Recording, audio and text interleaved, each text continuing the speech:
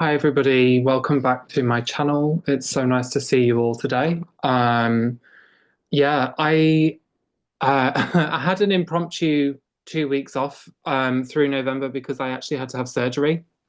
Um, and I'm technically still off um, until I go back to work on Tuesday, as in work for myself. So I'm just kind of like doing what I can at the moment with this. So yeah, we've got lots to catch up on. So yeah, I've I pulled together a kind of energy report and an update, which we'll kind of get into um, today because there is quite a lot to kind of discuss. There's been quite a lot of magic that's been going on, and also planetary liberation, which I'm sure we're all very happy about. Moving forwards into the new year, it's going to be really great. Um, so without further ado, I'm gonna just pinpoint a few events. So obviously, normally I would do my self-care Monday on the first Monday of the month. It's going to be on the first Tuesday this month. So on the 3rd of December is my usual self-care Monday day. Um, and then I've got a psychic development class again on the 5th of December as well. So that's Thursday the 5th, Tuesday the 2nd. And these both run at 6 p.m. and they're both completely free. Um, the next one I've got is the 12/12 Gateway, which is just after my birthday. And that's at 6 p.m. And then the winter solstice, as usual, on the 21st at 6 p.m. And those are both paying events. And then I've also got, which I think I spoke about in the last energy report, we've got some places left. I need to actually update the website, but I've got some places left for the Azurite retreat in the Lake District. So if they are double rooms, so if you wanted to share with somebody, that's doable. Then the price would be half of the amount. Um, so there is an option to kind of share with somebody um, to come along onto that retreat if you wanted to.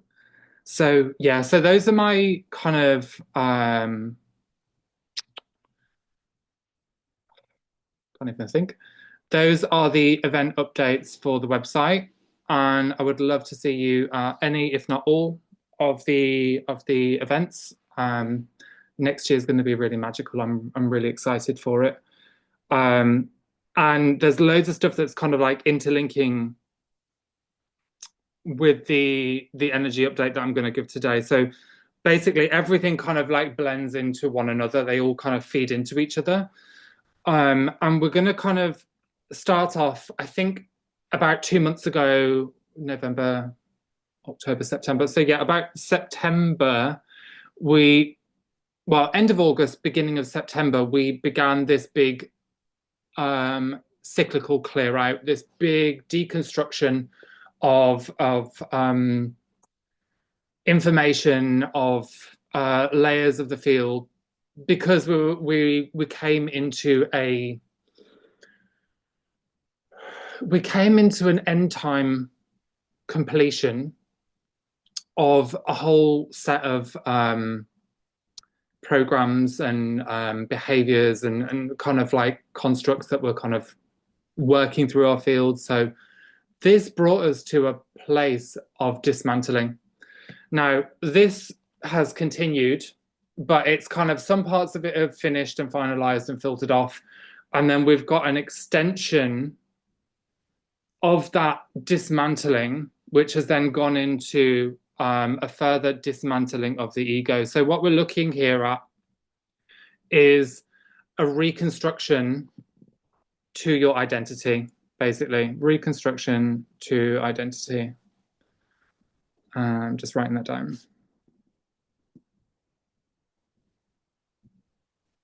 Okay, so what's kind of going on within this is we're dealing with the extreme of polarities within your own field, basically, within my own field, within the collective field, wherever. And we're looking at the most obscure, the darkest, the parts that need the most attention to bring them back into alignment with your truth as to where you're going. Okay. So this extreme of polarity, we're looking at this from a horizontal perspective, a linear perspective this time. And we're looking at the parts of yourself. Now, I mentioned this in the last one, this dissolving the chakra membrane. We're now looking at the kind of psychology behind that, and we're looking at the parts of the self that have been most sealed up and most impacted. So the layers of the shadow that are the most reactive and volatile to the traumas they've experienced and compressed and shut down, not wanting to look at them at all, not wanting to kind of review it, not wanting to see clarity or come to any like level of resolution. We're looking at this part of yourself because it needs to be accepted. It needs to be loved, it needs to be accepted. And these parts are very, very triggering. They're very difficult to kind of tame at the best of times, I would say. Well, it's for mine. Because it's as if they've kind of broken away and become their own kind of entity in and of themselves. So they're kind of sitting in such separation to your truth, such separation to God, that they don't really know how to kind of see eye to eye at the moment, or maybe they do for you guys. It's kind of a process of going through the deep dive into the fear, into the trauma, and into the pain, and then into the anger, into the resentment, into the reaction, and then bridging a solution or a new way of thinking to these aspects. Okay. So when we kind of stop, pause, and listen, stop, pause, and observe to what it is that they've got to say, they start to shed their feelings, they start to shed their emotions, and they start to give you insight into why they are thinking the way that they are thinking and how they've become to be that way. Now, this is a real kind of piece of magic when we get to these sort of places, because these are the parts that hold the most power. They hold the most kind of magic within them, because they are big, big, big, big chunks of your history, not just from this life. And we can kind of gauge that by feeling into how fractured or how kind of disjointed the way they're thinking is, and how grand the energy is. So if it feels like the weight of the reaction is humongous, we're looking at maybe like 2 to 3, maybe 4 lives, maybe even bigger, where the trauma going on behind it is just almost impossible to clear, because there's just so much. It just goes on and on and on, and it becomes very daunting. It makes you feel like you're never ever going to actually kind of resolve these things. When you're looking at it from that way, you're never going to resolve these things. It's kind of like, oh, when will it end, blah blah blah. But when we kind of get that realization of how big it is, we can see, okay, so it's not just from this life, which makes a profound impact on being able to update and clear.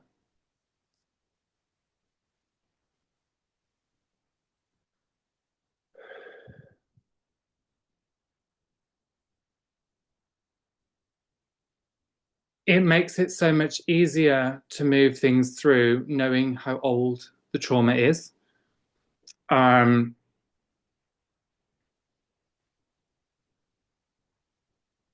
Because what we can see there is that we've got past life things that are still kind of impacting the way that we're operating, the way that we're seeing the world.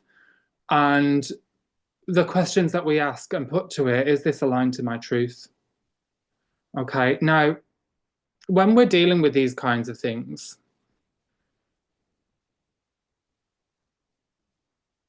we're already kind of operating from a soul perspective, or we are operating from a soul perspective, but these parts of the personality don't kind of recognize and understand that.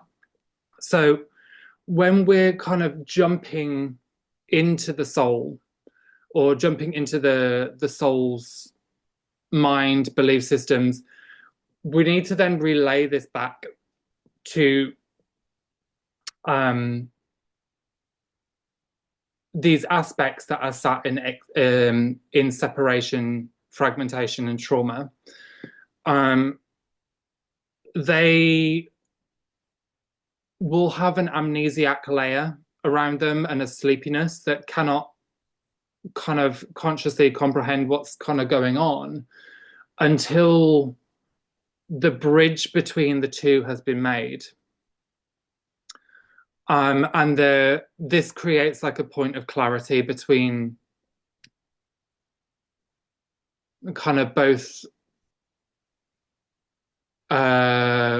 points of the spectrum. So we're looking at more of a kind of enlightened aspect, the one that wants resolution, the soul, and then we're looking at the personality, the ego personality that is in opposition to that because it doesn't see any other difference. So when we start to bridge the two together, and we can do that quite easily just through intention, because they are both you, they both beat the same heart.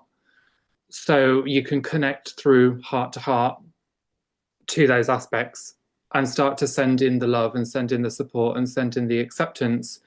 And as you send that in, it then begins to relay back what has gone on for the aspect. And by sharing the story, this bridges the awareness and the understanding back to the conscious mind. So we're creating a kind of a trine of awareness between the soul, the past life, or the past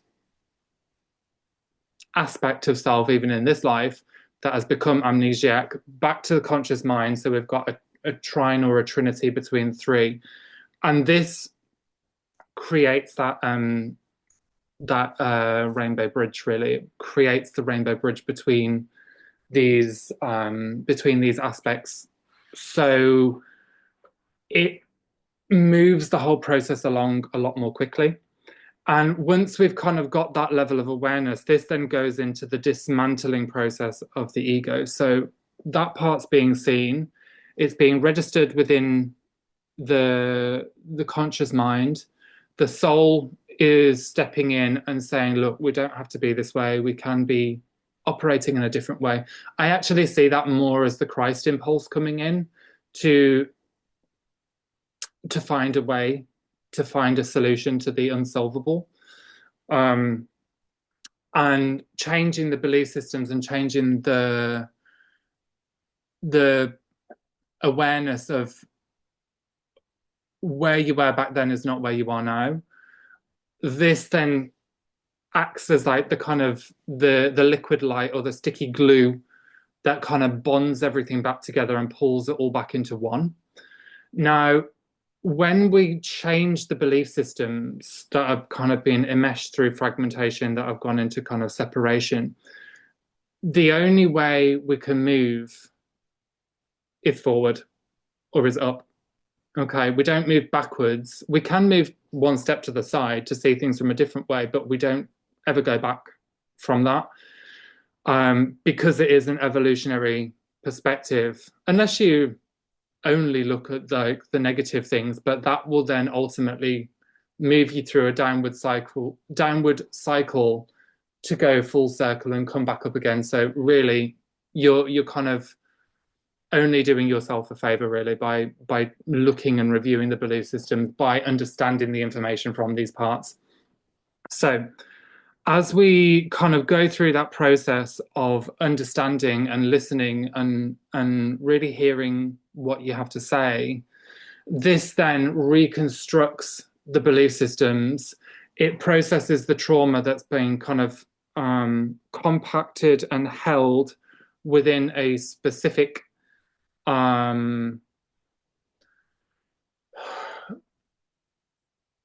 a specific belief, lost my train of thought there. Tiaki amatapuri asana yokureti and not kurashna kyokurachena.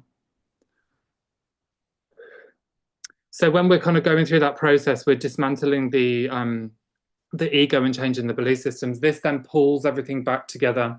So we then start to move into a unification process. Now, this is jumping between a 3D, 4D, and 5D awareness. When we go the 4D changing of belief systems, the healing process, and kind of relaying that back to the extreme polarity of the third dimensional perspective, which is sat in separation and polarity and opposition. This then reconstructs that to then move it from third through fourth and then into fifth, into the unification.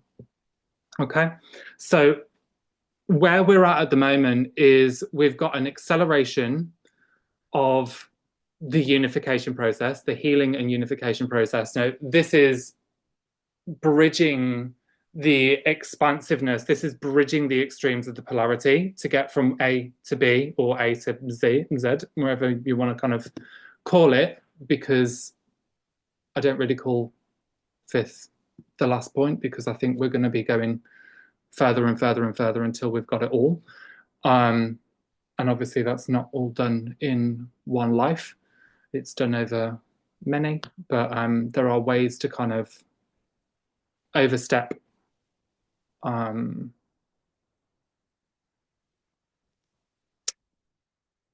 thresholds and start anchoring in even higher consciousness and understanding higher consciousness into that fifth body.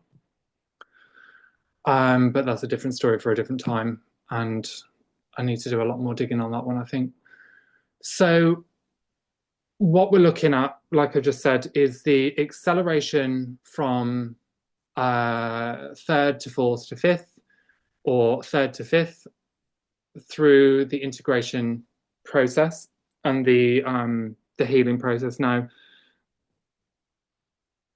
this is all, again, to step us forwards into the truth of who you are, which is the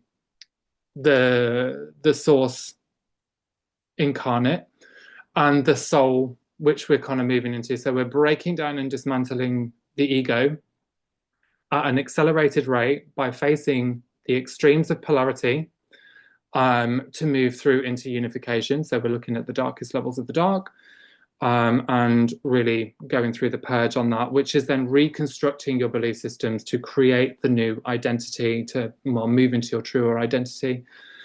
Okay, so that's been a really big topic over the past 3 months, and now we're kind of moving into the more accelerated format of that.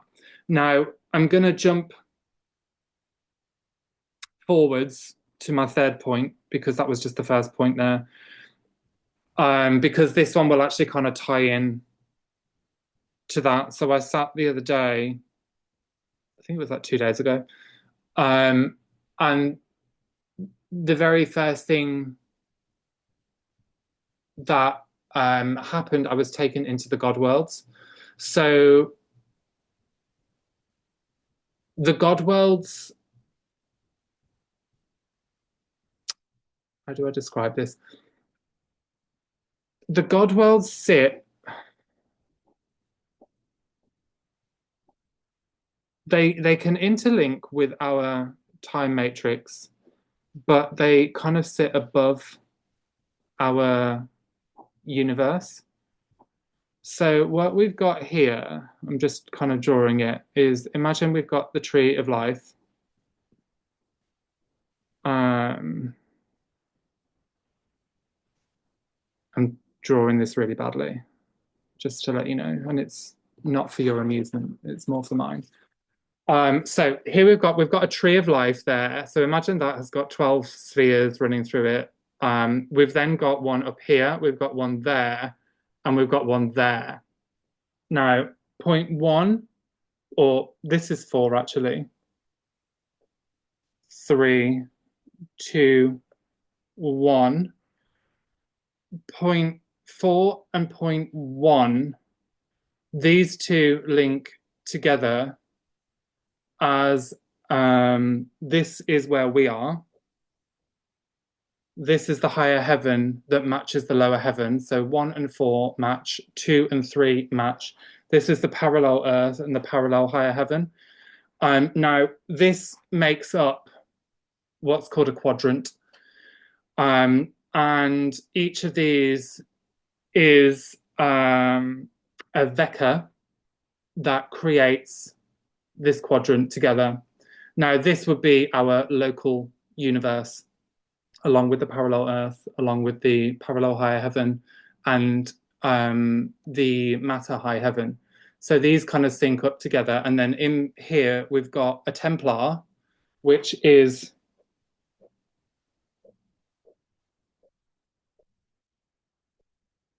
a cosmic clock. Okay. So the cosmic clock phase, which they actually sync up to 12 timelines and also into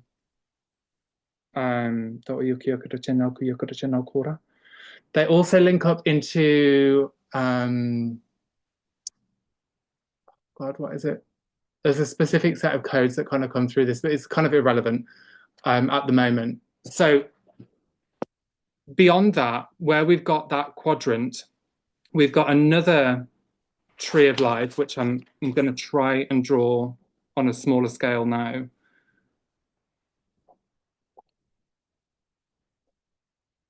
Really should have like a blackboard for this, to be fair, but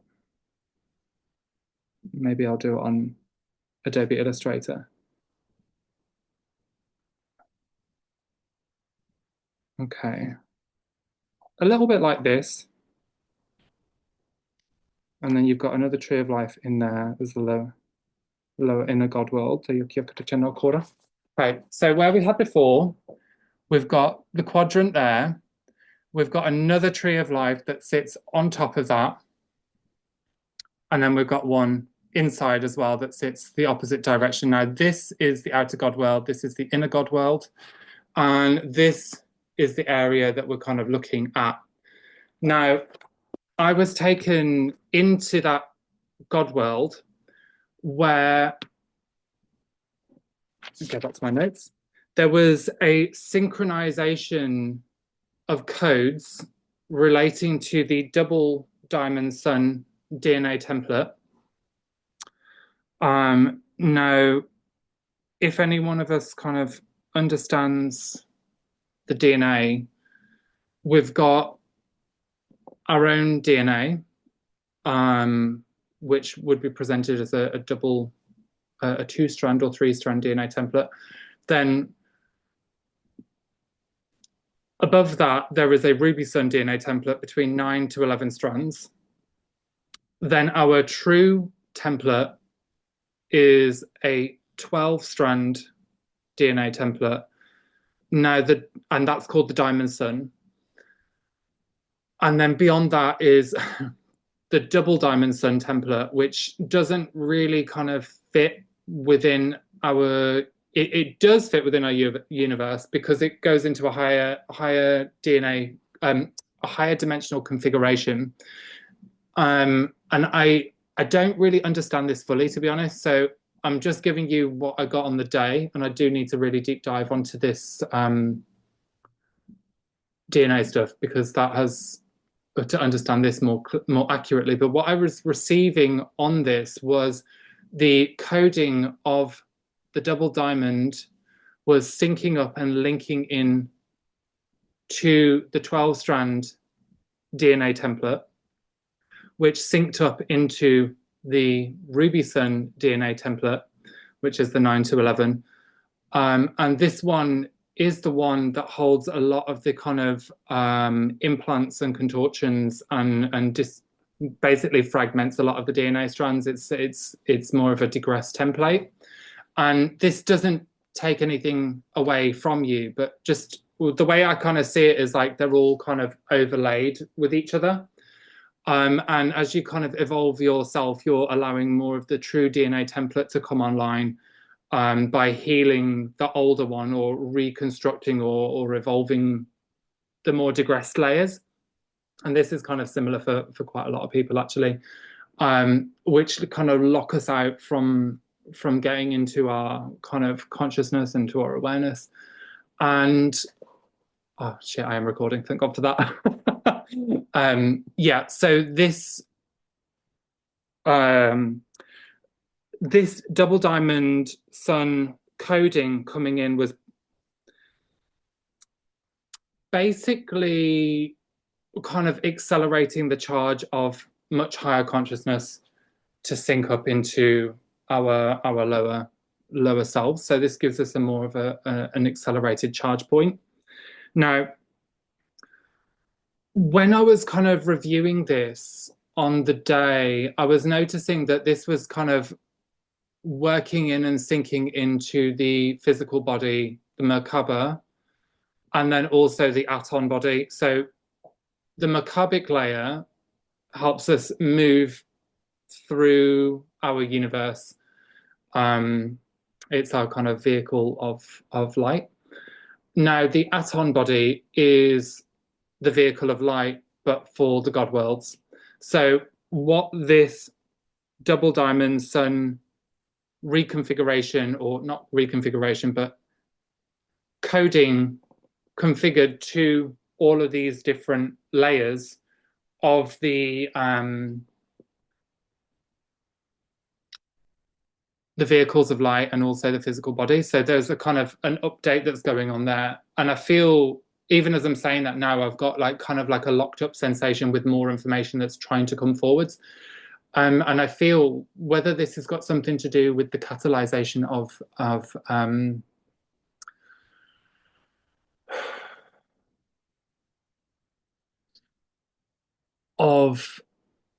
the changing of physical matter, I think it does.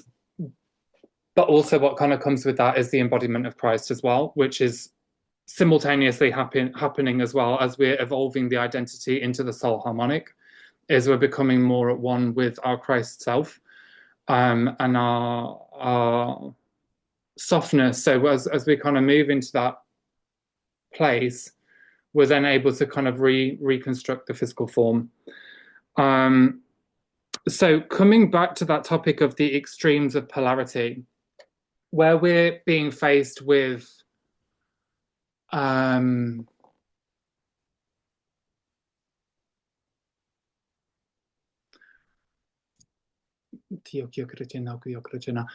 whilst we're being faced with looking at this linear perspective of going into the extreme levels of the dark, we've also got this vertical alignment that's happening with this highest light potential or higher light potentials realigning the essence to become one with your truth.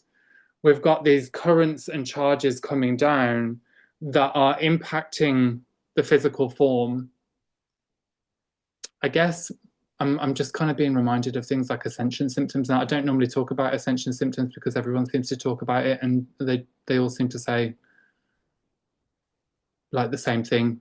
But now that I'm saying this, actually, it kind of makes sense to me that with all of this higher light that's coming online to catalyze the evolution of the extreme fragmentation, the extreme levels of kind of traumas and pains, this is also kind of triggering up the exhaustions and the physical pain and whatnot of things like ascension symptoms.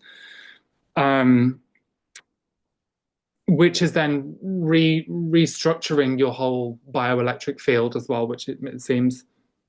Okay, so looking at this diamond sun, double diamond sun to ruby sun alignment, this will then be working on a vertical perspective to update all of these layers of the vertical pillar to bring everything kind of back into corrected alignment there. Now, I actually saw this run, particularly through from the 11:11, which we'll get to in a minute, through to the 12:12 and the 21:12. But I actually think whether this is just like a kind of DNA alignment, I feel like that's the kind of case for it, but then it kind of continues until Imbolc. I think that's on the 2nd of February, or I think it's called Candlemas.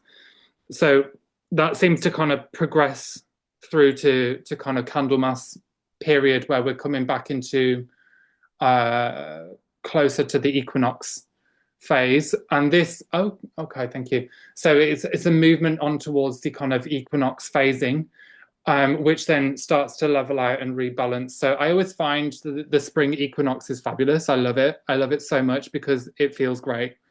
But the one in September, a bit of a shit show, to be honest, for me. So when I'm kind of going through the process of reawakening into the summer solstice, everything is so much more expansive. But as we kind of go down into the darks of September through to the winter solstice, it gets really, really intense for me. And this one in 2 months ago was no different. In fact, it was probably harder.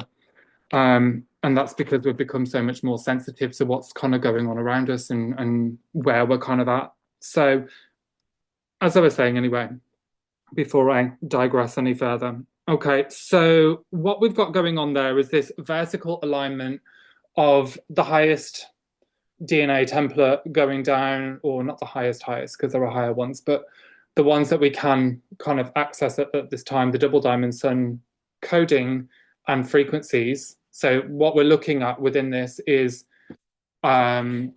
information coming in from 1 and 2 higher heavens, the Particum and the Partika higher heavens, which is the primal light and sound fields, where we're looking at 13, 14, 15, 16 to 24 dimensional scale.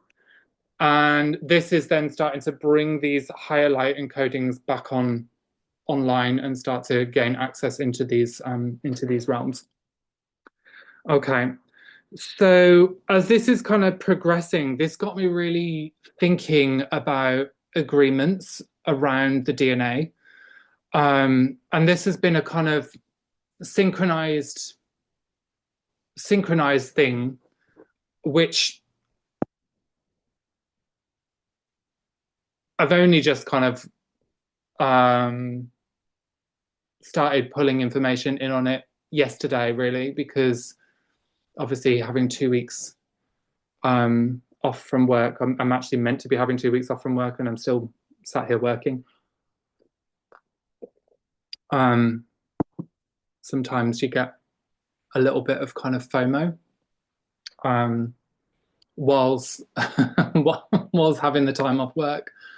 Maybe not FOMO, but like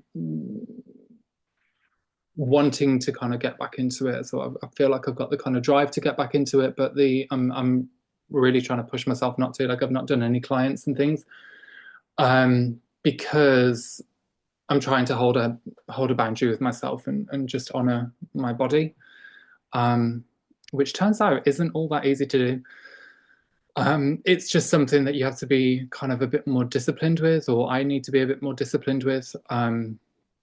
Maybe I'll put that in as an intention for the new year, to be more disciplined with myself and stick to my boundaries of not working as intense amount of hours and whatnot, which would be great.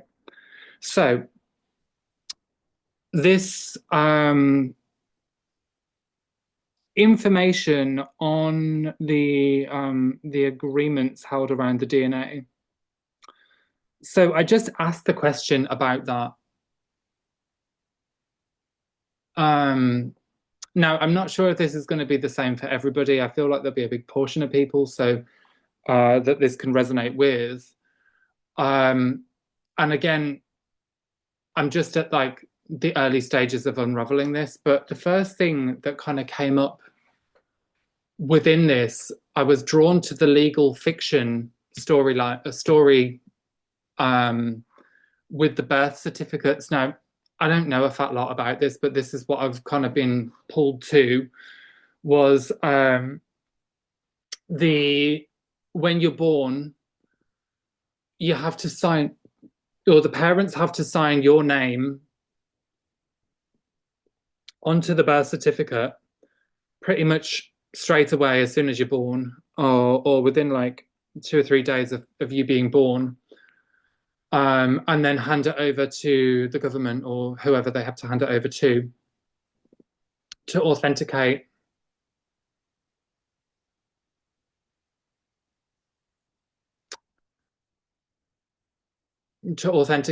who you are. But this exchange of the birth certificate is like a handing over of you as a legal fictional character given to the government as a kind of exchange.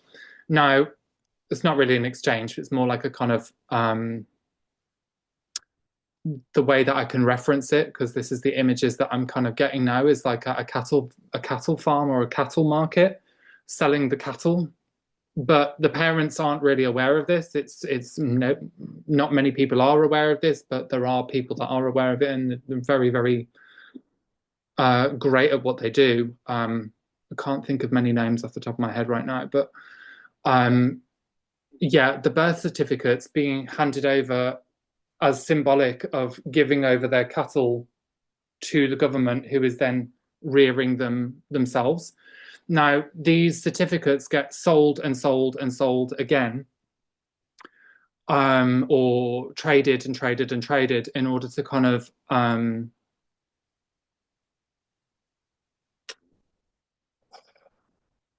make a profit on your name, basically. Now, that was the first bit of information that kind of came to me. Now, I'm not sure whether that was just metaphor for an enslavement kind of program, which I think it could potentially be both. I think it can be the actual kind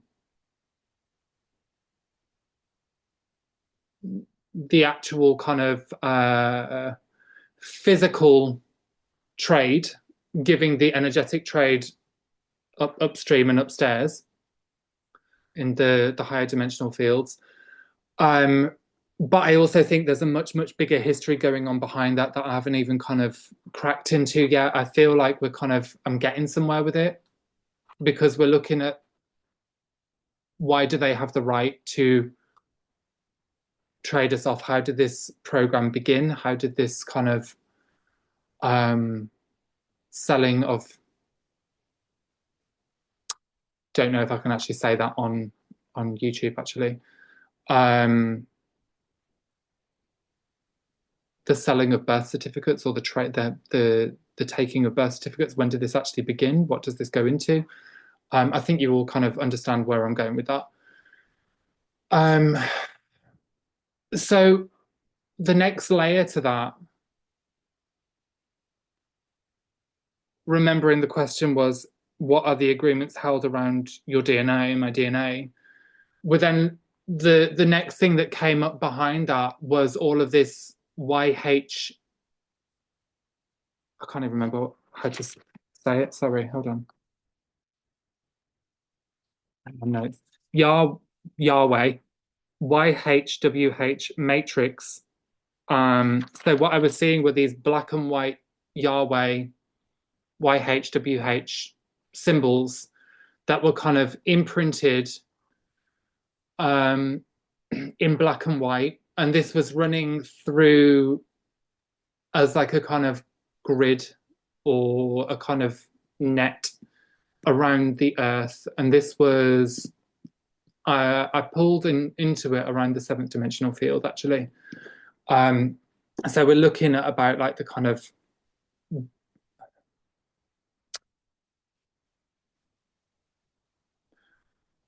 like the planetary logos layer, 7th dimensional field layer.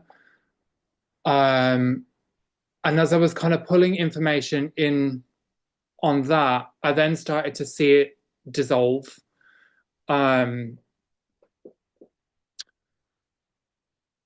Obviously, this is all very, very interesting to me. Otherwise, I wouldn't have kind of stuck with it. But it did kind of, I've gotten a little bit further in on that because then it took me into the Saturnian black cube matrix as well, which well, let me just, it's probably easier if I just find my notes, to be honest. Um, so the structure that I have so far on this is that it goes the legal fiction birth certificate, the Yahweh matrix, seven-dimensional field, J seals, and enslavement. So the theme of this DNA thing has been enslavement, basically.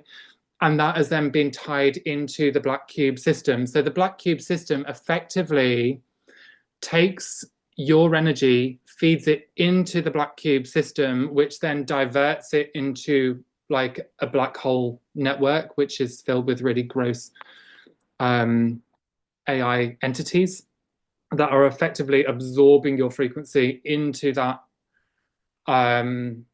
structure and harvesting from you. So this potentially could be the agreement somewhere along the way. It's just about kind of dismantling it. So as we're kind of like looking into that system, the next thing that was drawn to my awareness was the Qliphoth, the black tree of life. So we've got the black tree of life, the Kabbalah tree of life, which they're kind of one and the same, apart from one's a reversal version of the Kabbalah one, and the Kabbalah one is a distorted teaching in and of itself, because that one only runs a 10-sphere Sephiroth tree. Maybe if I can get an image up for you, that's probably easier to, instead of me kind of just explaining these things.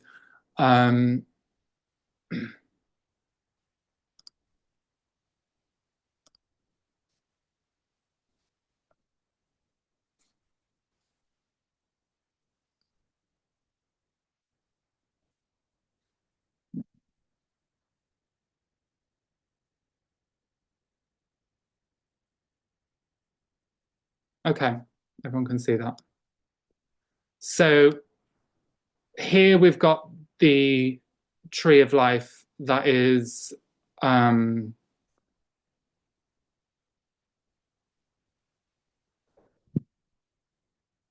Kabbalistic tree. Now, 1, 2, 3, 4, 5, 6, 7, 8, 9, 10, and then there's the Da'at. The Da'at actually isn't always counted. So we can either run this as a 10 or 11 tree. Now, this holds a template for enlightenment, I believe. I don't really know too much about this, so I do apologize if I'm getting some of this wrong. It holds like a kind of a template for enlightenment, apart from its holding quite a lot of distortion within that. The first thing we can notice about this is that there's 11 or sometimes 10 and not 12. So the 12 runs in correlation to the 12-strand DNA template, whereas this one runs in tandem with the Ruby Sun 9 to 11 strand DNA template, which is a kind of distorted configuration, which is in the process of evolution anyway. Now, the opposition side to this one would be the black tree of life, whereas this Keter symbol here, which stands for unification, the opposite to that one is division, and that would be run by Satan or Molech, or together actually. So that's a divisive tree. And that point then feeds everything else downhill down to the first, to the physical format. Now, the black tree of life basically runs with the dimensional frequency bands to the phantom universe, the phantom matrix, and within those there are different layers of demonic hierarchy.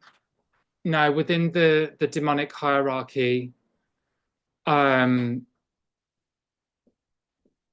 they hold kind of governance over the strands of DNA, or they try to at least. You've still got the ultimate say. It's just the confusion tactics that they use to kind of block the awareness and kind of infiltrate inwards. Now, the interesting thing about that is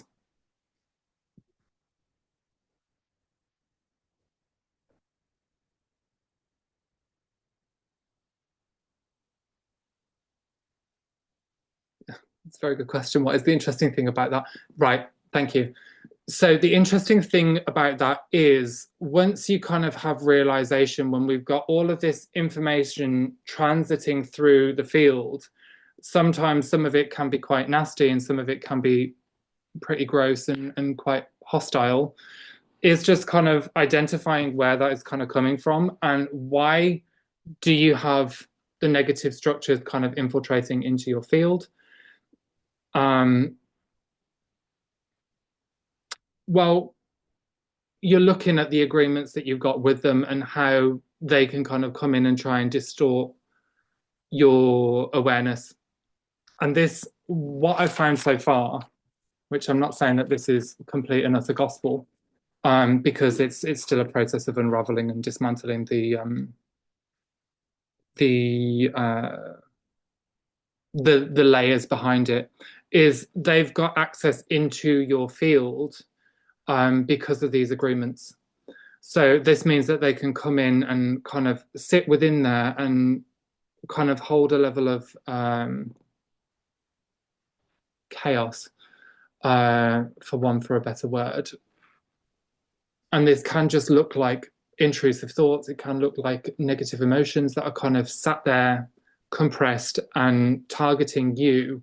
But this is also, so this is one layer of it. So you've got that where these things are kind of attached into, but then you've also got your own frequency where you're trying to kind of, where you've fallen into those behaviors, which acts as a kind of loophole for them to kind of come in and sit on because you're already holding that frequency. You just need to be triggered into that frequency to get them to kind of loop back in. But if you dissolve the contract behind them as to why they're kind of coming back around and getting in there and which one it is that you're kind of dealing with, this then allows the dissolution of the agreements that stop them from coming back in and back out from latching onto you. So that's where I'm up to with that. There is a big whole story behind it, and it's just about kind of understanding where these agreements kind of sit. And I feel like I've got bundles to kind of unpack to understand the structure more fully, because it's not just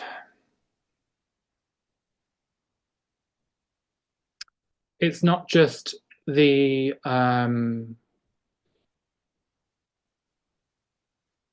contracts. Some of them will also, within that kind of reversal universe, there's also kind of like implants that are kind of put into our own earth body that they can latch into as well, or they were able to latch into through the J seals and the seventh dimensional field, which acts as a bridge between the phantom earth and our world or our universe, really.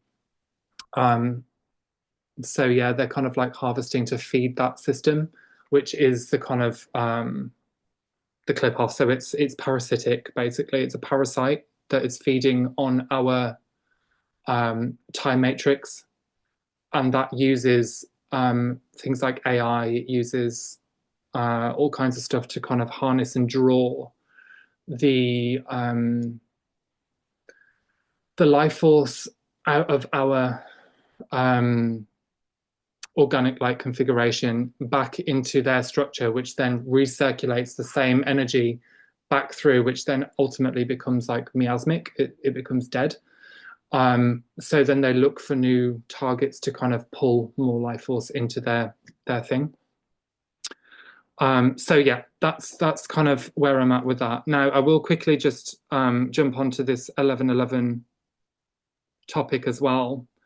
As I mentioned earlier about the 11/11, 12/12 to the 21/12. So the 11/11 gate was heavily around the celestial field. It was a lot of information was unpacking around the celestial field. And this ultimately led to a full celestial field reconstruction, which tied into a whole load of technology that had been kind of simulating apocalyptic information. So the memories that were kind of coming up around this were the memories of the fall of Atlantis. It was the fall of, or the end times of Lemuria, end times of Atlantis. And we're looking at the reprinting. On one level, we're looking at the reprinting of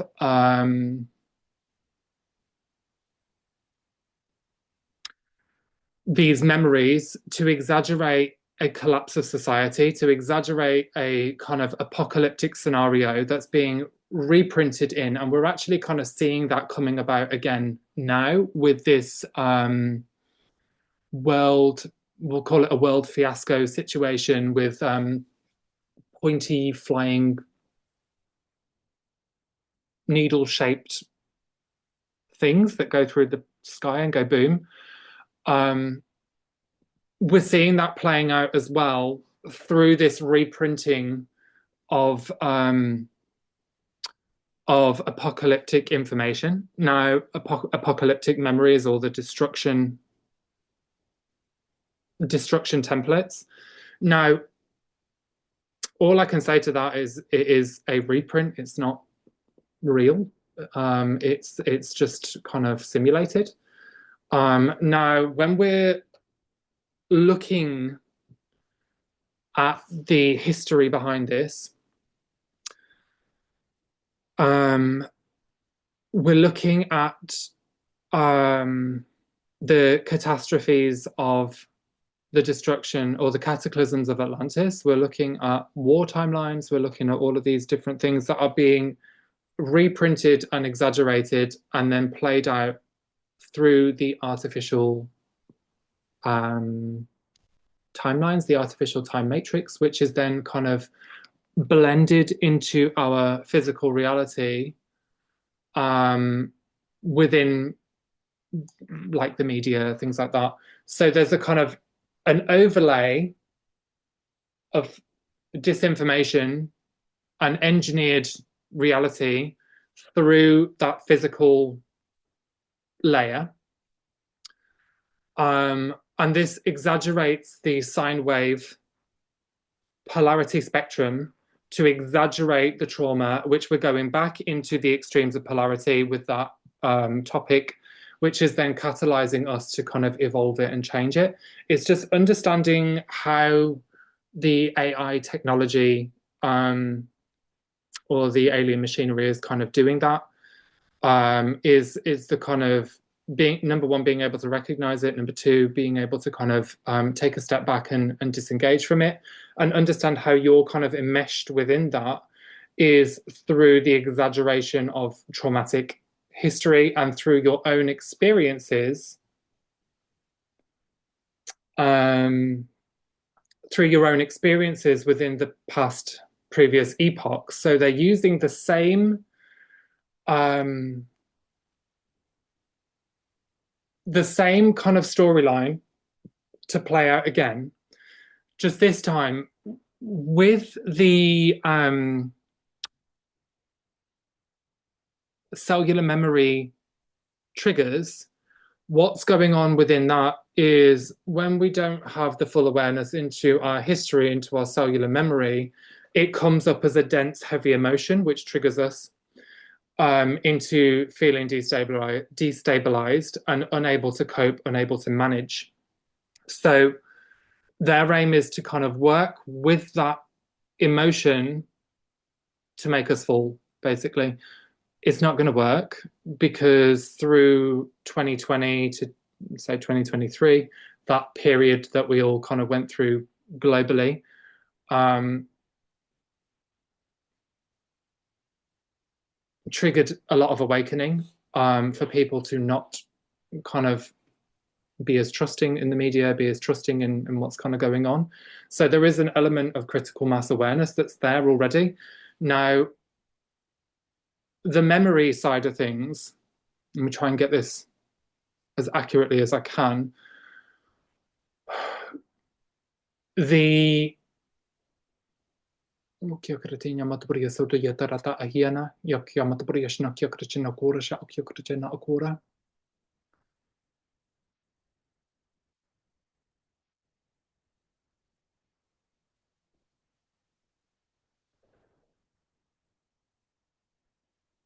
I surrender. So when we go through an incident, whether it would be observing something on the world stage or having a disagreement with our neighbor or whatever it is that triggers an intense amount of emotion, this, again, like I was mentioning earlier, of assessing where it's kind of coming from and how big the emotional impact is, gauges where within history the emotional trigger is coming from. So as we're kind of being triggered by our neighbor or by the world stage or whatever it is, this is then going to have a cellular memory catalyst that opens up to the history, which holds the memory within it in order for it to process through the chakra system and up to the surface. And it's when we fall into chaos and despair, this then prevents the ability from reading the memory because we get too wound up in the emotion and too frazzled as to what's going on. And this prevents us from kind of remaining in stillness and just watching and observing. So this is a kind of a similar situation that's being used to catalyze their attempted apocalypse timeline. Again, not going to happen.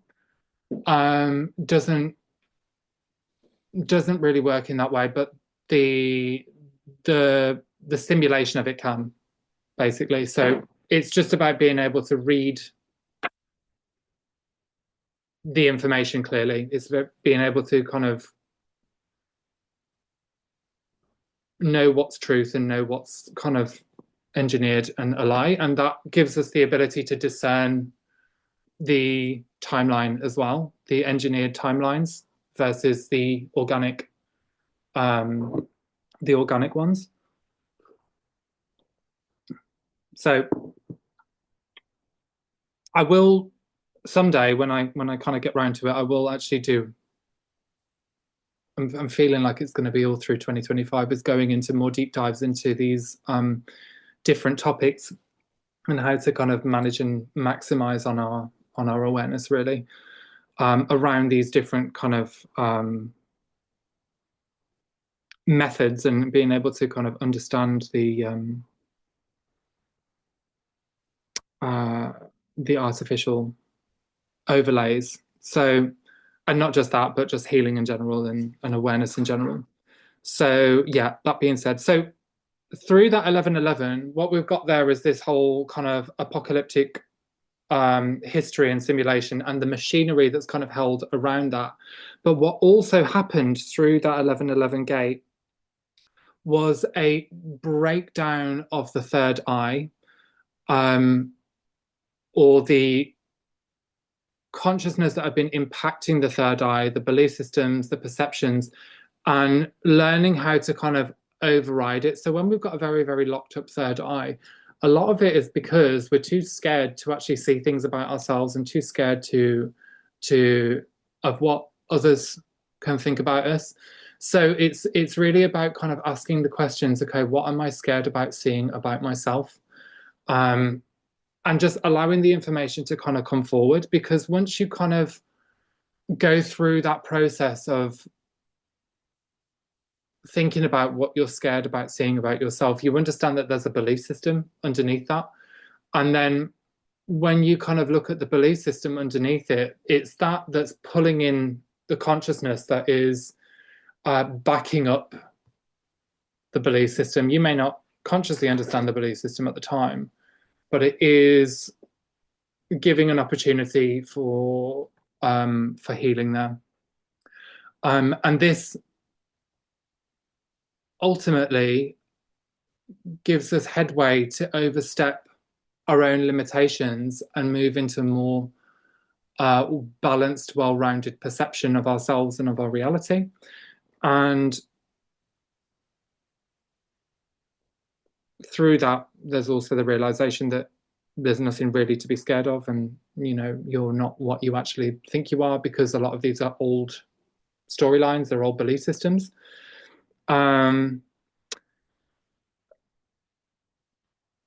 So then they can be updated. And another part of this reconstruction, celestial field reconstruction, was also the collective field processing of cognitive dissonance, the trauma that was held within that field. I felt very strongly that we've got a hell of a lot of disclosure kind of coming in, and it was prepping the group field ready to take that disclosure, to ready to kind of process it without being kind of detrimental, which there's always a divine plan for everything, and there is a divine timing for everything, which is wonderful. And it just feels like now is the kind of time where things are falling back into alignment. So yeah. So on that note, I'm gonna love you and leave you. I'm gonna get back to my days off. And yeah, have a great December. I will look forward to seeing you at any of the events, at the Self Care Tuesday, the Psychic Healing Development on Thursday, the 12/12, the Winter Solstice, or if you wanted to come to the Azurite retreat in March as well. It's all up there on my website. There's also a booking form you can download on the Azurite page, which is under the events page as well. So yeah. All right then, guys. Loads of love, and I will see you when I see you. Bye.